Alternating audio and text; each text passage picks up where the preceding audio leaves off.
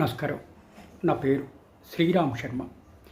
ఎవరైనా సరే వధూవరులు భారతదేశం నుంచి విదేశాలకు వెళ్ళి అక్కడ స్థిరపడి అక్కడ ఏదైనా కేసులు వర్కట్న హెరాస్మెంటు జరిగింది భార్యకి అని చెప్పేసి భారతదేశం వచ్చి భారతదేశ చట్టాలను అనుసరించి సెక్షన్ 498A ఐపీసీని కానీ section 3 and 4 dowry prohibition act అనుసరించి కానీ ఇక్కడ క్రిమినల్ కేసు ఫైల్ చేయొచ్చా? భారతదేశంలో క్రిమినల్ కోర్టులో కేసులు ఫైల్ చేయొచ్చా? విదేశాల్లో జరిగిన ఇన్సిడెంట్స్ని బట్టి, హెరాస్మెంట్ని బట్టి ఇదే విషయాన్ని గౌరవ తెలంగాణ హైకోర్టు జస్టిస్ శ్రీ మాధవీదేవి గారు ఒక తీర్పులో చెప్పారు. ఈ కేసులో ఏమైంది?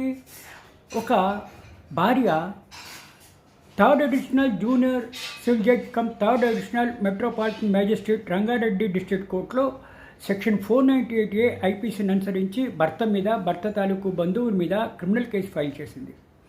ఆ క్రిమినల్ కేసును అనుసరించి భర్త బంధువులు భారతదేశానికి వచ్చారు. వచ్చి మేము ఇక్కడ ఉండట్లేదు, ఇదంతా విదేశాల్లో జరిగింది అని చెప్పి భార్య ఎలిగేషన్ పెట్టింది. కానీ విదేశాల్లో జరిగిన ఇన్సిడెంట్ మీద భారతదేశ చట్టాన్ని అనుసరించి భారతదేశ కోర్టులలో కేసు ఫైల్ చేయాలి అంటే సెక్షన్ 198 సిఆర్పిసిని అనుసరించి ప్రభుత్వం నుంచి అనుమతులు తీసుకోవాలి. ఈ కేసులో అనుమతులు లేవు కాబట్టి ఈ కేసుని కొట్టేయండి అంటే ఇరుపక్షాల వాదనలు వినిన తర్వాత సింగిల్ జడ్జి ఈ విధంగా తీర్పులు ఇవ్వడం జరిగింది.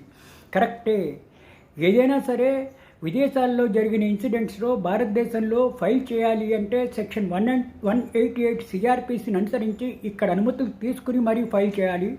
ఈ ప్రస్తుత కేసులో ఇటువంటి అనుమతులు లేవు కాబట్టి ఈ కేసు నిలవదు అని క్వాష్ చేయడం జరిగింది. Thank you.